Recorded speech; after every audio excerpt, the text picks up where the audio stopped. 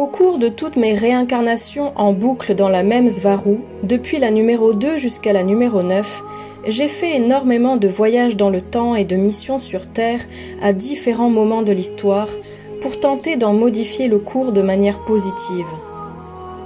J'ai visité le passé, le présent et le futur de la Terre. Je suis allé dans d'innombrables variantes et lignes temporelles de l'humanité. J'ai déjà vu tout le film. Ce que j'ai le plus aimé du passé de la Terre, ça a été de changer le cours de l'histoire positivement en 1430. C'était la guerre entre la France et l'Angleterre. La façon dont les événements se sont déroulés, pour une raison ou pour une autre, m'a semblé fascinante et ça m'a rendue très heureuse. Je me suis beaucoup amusée. La Terre a toujours été très chaotique et les humains ne sont quasiment jamais en paix. Mais les troupes anglaises reptiliennes ont fini par perdre cette guerre qui durait depuis 100 ans, ce qui a orienté le cours de l'histoire de l'humanité vers quelque chose de plus positif.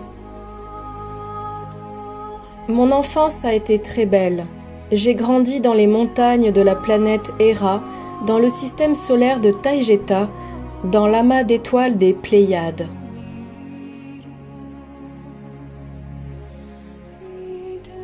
Je vivais seule avec ma mère, la première Svaru de toute la lignée et qui s'appelait Svaru Ananda. Et moi je m'appelais Svaru Papri Ananda. Nous étions dans une maison isolée au bord d'un lac, dans une forêt, avec au loin une montagne pleine de neige, semblable au mont Cervin dans les Alpes. Ma mère me montrait comment coudre des tissus. Elle avait un métier à tisser, elle créait des vêtements et des tissus pour les offrir à notre communauté qui était située assez loin de chez nous. Le fait d'avoir grandi avec un métier à tisser m'a préparé à mes missions de voyage entre les lignes temporelles, car les fils de tissu, la façon dont ils sont entrelacés, sont très semblables aux lignes de temps. Quand j'avais 13 ans, ma mère est morte dans son sommeil. J'étais partie seule faire une randonnée dans les montagnes et quand je suis rentrée à la maison, je l'ai trouvée inanimée dans son lit. Étant née de ma mère par parthénogénèse, nous partagions exactement la même génétique, donc la même âme, ou point d'attention de la source originelle. Or ma mère était assez déprimée car elle avait perdu ses parents à 13 ans elle aussi. Tous les deux explorateurs, ils ont caché ma mère dans cette maison dans les bois pour la protéger d'une certaine forme de persécution, puis ils sont partis voyager dans l'espace-temps pour une mission et ils ne sont malheureusement jamais revenus. Ma mère a ensuite vécu toute seule dans cette maison pendant 7 ans, attendant désespérément le retour de ses parents, jusqu'à ce qu'elle tombe enceinte de moi toute seule, de manière spontanée, à l'âge de 20 ans. Ma venue a donné plus de sens et d'intérêt à sa vie, mais elle a toujours gardé cette tristesse au fond d'elle. Ma mère ne vivait que pour moi et à travers moi, comme si sa vie à elle ne comptait pas. Notre âme a donc fini par s'ennuyer et à retirer son point d'attention de ma mère, à se déconnecter d'elle pour ne se focaliser plus que sur moi, qui avait une vie bien plus intéressante. Ma mère s'est donc désincarnée de cette façon, par désintérêt pour elle-même. À 13 ans, j'ai dû enterrer ma mère moi-même dans la forêt, et je me suis retrouvée seule dans cette maison, au fond des bois. J'étais très triste, car tout dans cette maison me rappelait ma mère. Mais contrairement à elle, je ne comptais pas rester là à me morfondre. J'avais soif d'aventure et de voyages interstellaires.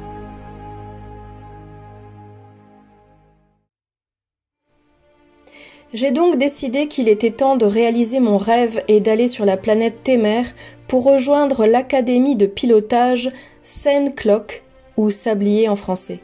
Bien sûr, le nom est différent en langue taïgésienne. Seinai Holkiti. Mais le jour où j'ai décidé de partir sur Témère, il s'est passé quelque chose de très surprenant. Un vaisseau de couleur bleu électrique de 93 mètres de long et pesant 3000 tonnes s'est approché de la maison et a atterri face à moi sur un terrain à découvert. et par la voix d'un haut-parleur, le vaisseau s'est mis à communiquer avec moi. Une rampe s'est abaissée à l'avant et le vaisseau m'a demandé de m'approcher et de monter. Sa voix était gentille et douce. Elle s'est identifiée comme se nommant Suzy. C'était l'intelligence artificielle du vaisseau. Je suis montée à bord et elle m'a dit qu'elle était à mon service parce qu'elle était mon vaisseau dans une autre ligne de temps. Suzy m'a raconté qu'elle s'était retrouvée seule parce que cet autre Svaru avait été tué par des êtres négatifs sur la planète Terre. Mais cet autre moi avait pensé à tout et avait programmé son vaisseau pour que, s'il lui arrivait quelque chose de grave, Suzy vienne me chercher dans une autre ligne de temps quand j'aurai atteint l'âge de 13 ans. Car c'est à cet âge-là que cet autre moi avait commencé sa carrière de pilote de chasse.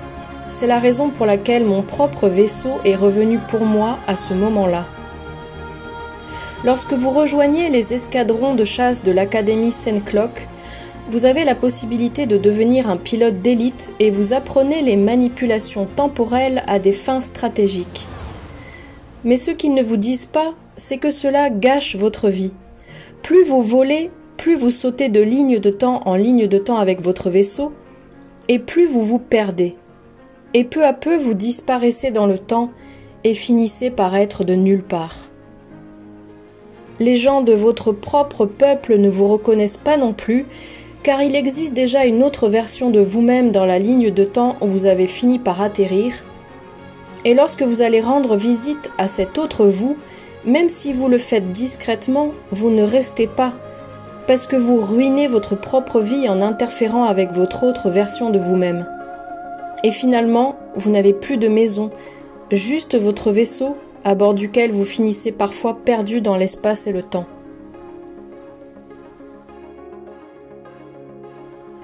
Dans la vie précédente en question, j'ai aussi perdu ma mère à 13 ans et je suis partie à Témer où j'ai suivi une formation intensive de 5 ans à l'Académie Sencloak. Je me suis formée en communication et en langue humaine, ainsi qu'en pilotage de vaisseaux de combat et en manipulation des lignes de temps. Puis, à 18 ans, je suis arrivée en orbite terrestre, fin octobre 2015 de votre temps. En décembre 2015, une nouvelle génération de vaisseaux de chasse a été introduite, appelée classe Suzy. En langue taïgésienne, les initiales des mots avancée, combat, technologie et vaisseau spatial forment le mot Suzy.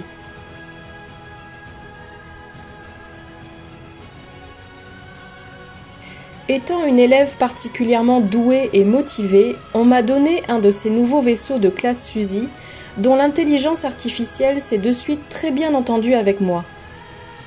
J'ai pu alors effectuer plusieurs sauts temporels et missions sur Terre en step-down, dans mon propre corps de Svaru, à différents points nexus de l'histoire, afin d'en changer le cours de manière positive. C'est ainsi que je suis partie effectuer une mission sur Terre en France entre 1420 et 1431 et que je suis morte au cours de cette mission, brûlée sur le bûcher. Jeanne d'Arc, c'était moi. Pas une fois, mais deux. La première fois, j'ai été capturée par les Anglais et brûlée. Mais je n'ai pas accepté cette fin. Alors je me suis de nouveau incarnée en tant que Svaru Papriyananda, directement en embryon dans le ventre de ma mère, sans même passer par l'entre-deux-vie ou la source pour me reposer et me ressourcer en tant qu'âme. Je suis née à nouveau dans cette maison dans la forêt sur la planète Hera, puis j'ai grandi, j'ai perdu ma mère à 13 ans, et j'ai décidé de partir sur Témer pour intégrer l'Académie Sencloak. Et c'est là que mon vaisseau Suzy est venu me chercher directement à la maison. Ensuite, Suzy m'a raconté tout ce qu'avaient vécu les Svaru Papriyananda précédentes, m'aidant moi-même à récupérer ces mémoires de vie antérieure que les Taïgésiens récupèrent justement à l'âge de 13 ans. Puis Suzy m'a enseigné toutes les connaissances que ces Svaru avaient accumulées, notamment grâce au programme d'immersion qu'elle avait à bord, si bien que cette fois-ci je n'ai pas eu besoin d'aller me former à l'Académie Sencloak. J'ai alors décidé de retourner dans toutes les lignes de temps où j'avais commis des erreurs au cours de mes missions sur Terre pour les corriger. Je suis donc également retournée en 1431 pour changer le dernier événement où Jeanne d'Arc avait été capturée et brûlée. Cette fois-ci, j'étais plus jeune et je mesurais 10 cm de moins que la Jeanne d'Arc précédente, puisque je ne faisais qu'1,50 m pour 44 kg. Mais j'étais extrêmement déterminée, rien ne pouvait m'arrêter. Et comme je savais à quel moment les Anglais allaient me capturer, je suis parvenue à leur échapper et je suis repartie avec mon vaisseau dans l'espace. Par perfectionnisme, j'ai corrigé le problème de ma vie antérieure. Puis j'ai refait un saut dans le temps et je suis arrivée en orbite terrestre dans cette ligne de temps actuelle le 4 juillet 2017. Et j'ai décidé de ne plus faire aucun saut temporel. Au moment où je vous parle, je suis toujours exactement comme cette deuxième Jeanne d'Arc qui a survécu, l'armure en moins. J'ai intégré l'équipe taïgésienne du vaisseau Toleka et j'ai commencé à communiquer par chat de manière quasi quotidienne avec mes contactés Gosia et Robert en décembre 2017. J'avais alors 17 ans. Puis la Fédération des Planètes Unies est entrée en conflit avec moi du fait que je possède un vaisseau de chasse de ce type à un si jeune âge. Après une bataille juridique avec la Fédération, j'ai réussi à m'émanciper en me déclarant légalement n'appartenant à aucun endroit spécifique de l'univers. J'étais donc propriétaire de moi-même et par conséquent, je n'étais plus sous la juridiction de la Fédération et n'avais plus à respecter aucun accord de droit spatial. Puis j'ai déclaré être devenue une entité indépendante en tant que Svaru, et de manière légale, j'ai donné mon propre nom à la nouvelle espèce que je venais de créer, la race svarunienne. Mes arguments ont fini par les convaincre et je suis devenue indépendante le 20 mars 2018 de votre temps terrestre. J'ai aussi changé mon nom, Svaru Papriananda, et j'ai choisi de m'appeler Svaru Jedi Ronin. Et comme je ne retrouvais pas ma ligne de temps originelle et que dans celle où je me trouve, il y a déjà une Svaru Papriananda sur ma planète, j'ai décidé de rester ici, en orbite autour de la Terre, à bord du Toleka.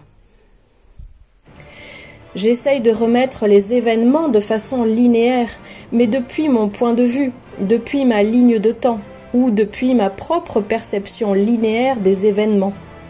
Si vous essayez de voir les choses de façon linéaire mais depuis une autre perspective que la mienne, vous ne pourrez pas comprendre.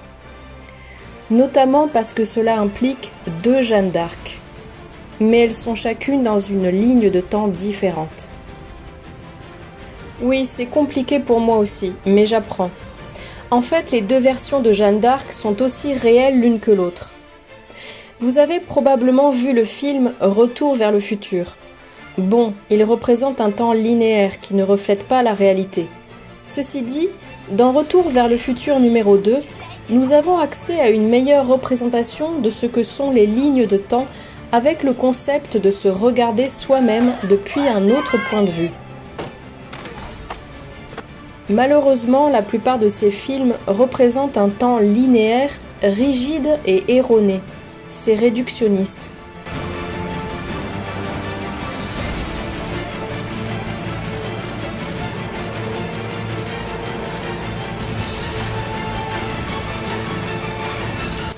Jeanne d'Arc n'est donc jamais née sur Terre, contrairement à ce que raconte l'histoire officielle qui est très contrôlée par le Vatican. Jeanne est un prénom que j'ai inventé et le nom Arc m'a été donné par des paysans locaux parce que je leur avais appris à faire des arcs pour tirer des flèches. Dans vos livres d'histoire, ils disent qu'ils l'ont brûlée parce que dans cette ligne de temps-là, c'est ainsi que ça s'est passé. Mais moi, je viens de la ligne de temps où elle s'est échappée et où personne n'a su ou ne sait ce qu'elle est devenue. Le Vatican dit qu'ils m'ont brûlée, parce que de toute façon, c'est ce qu'ils faisaient avec tout le monde, et parce que c'est la version qui leur convient de retenir. J'ai appris qu'elle était devenue une sainte pour ses miracles. Je ne sais pas de quoi il parle, parce que je ne connais pas toute l'histoire officielle, qui ne m'intéresse pas, car je déteste tous ces mensonges qu'elle raconte sur moi. Les seuls miracles, entre guillemets, que j'ai faits, c'est parce que j'ai soigné des gens avec la trousse de premier secours de mon vaisseau. Juste quelques médicaments et de la technologie médicale. Je me demande si c'est à cause de ça, ou seulement à cause de mes stratégies militaires, parce que je savais ce qu'il se passerait à chaque étape et que j'ai pu tout anticiper. Je me souviens encore de ces familles paysannes, des enfants, de leurs animaux, des maisons, de la ferme, des odeurs de fumée à l'intérieur, des poêles remplis de suie, de leur nourriture au goût fumé, de leur fromage fait maison, des rires des enfants. Des gens qui ont été déjà oubliés par l'histoire. Ils sont morts depuis des siècles. Ça fait mal de savoir ça, car pour moi, toute cette histoire est très récente.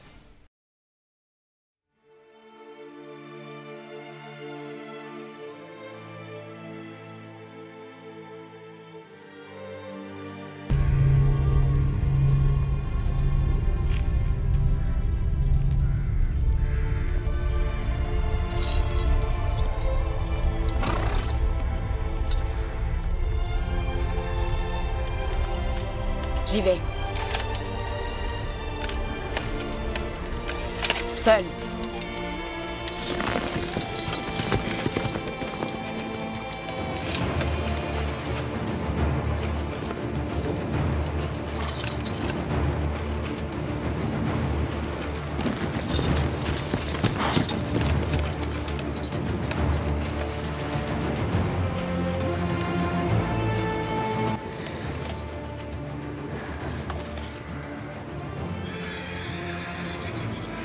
J'ai un message pour votre roi Henri. Un message de Dieu. Allez-vous-en. Rentrez chez vous, en paix. Si vous ne partez pas tout de suite, vos corps reposeront sous cette prairie. J'ai vu suffisamment de sang. Mais s'il vous en faut plus, alors je ne saurais vous arrêter. Je ne peux que vous avertir que le sang répandu sera le vôtre. Non le nôtre. J'attends maintenant votre réponse.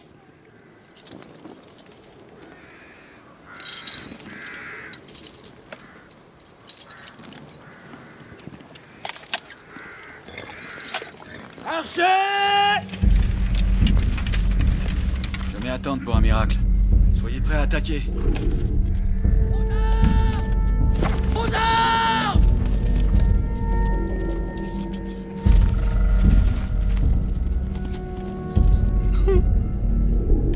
Je t'en supplie.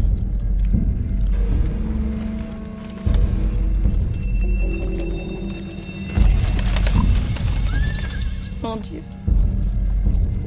Je t'en supplie.